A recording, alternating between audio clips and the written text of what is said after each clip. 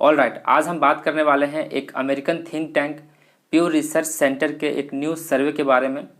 जी हाँ, इस सर्वे का नाम है religious composition of India.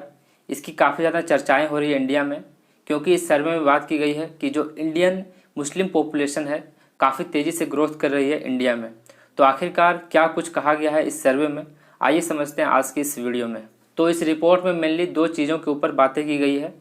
First, population growth on the basis of religion, और second, fertility rate on the basis of religion. जो डेटा इस रिपोर्ट में यूज़ करी गई है वो ली गई है national family health survey of India और सेंसस ऑफ इंडिया से।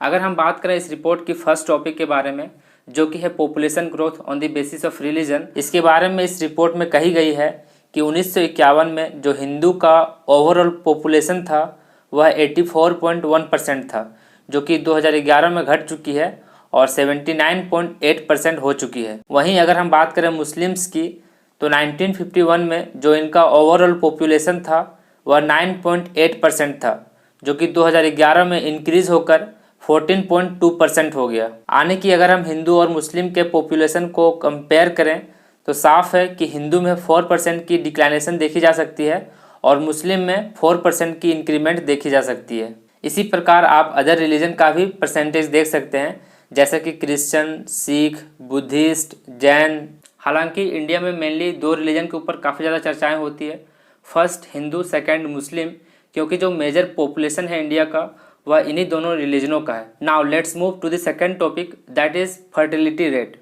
अगर फर्टिलिटी रेट के इस ग्राफ को देखें तो पता चलता है कि 1992 में 10 मुस्लिम महिलाएं अपनी पूरी लाइफ में 44 बच्चे को जन्म देती थी, जो कि अब घटकर 2015 में 26 बच्चों पे आ चुकी है। वहीं अगर हम हिंदू की बात करें तो 1992 में 10 हिंदू महिलाएं अपनी पूरी लाइफ में 33 बच्चे को जन्म देती थी, जो कि अब घटकर 2015 में 21 बच्चों पे आ चुकी है। इसी प्रकार आप क्रिश्चियन, बुद्धिस्ट, सिख और जैन के इस ग्राफ को भी देख सकते हैं। भले ही हमें मुस्लिम पॉपुलेशन में 4% की ग्रोथ दिखी है, लेकिन अगर हम फर्टिलिटी रेट को देखें तो सभी रिलीजनों में डिक्लाइनेशन देखी जा सकती है। तो यही जो 4% का डिक्लाइनेशन और ग्रोथ दिख रहा है मुस्लिम पॉपुलेशन और हिंदू पॉपुलेशन के बीच, इसी के बारे में काफ़ी ज़्यादा चर्चाएं हो रही है।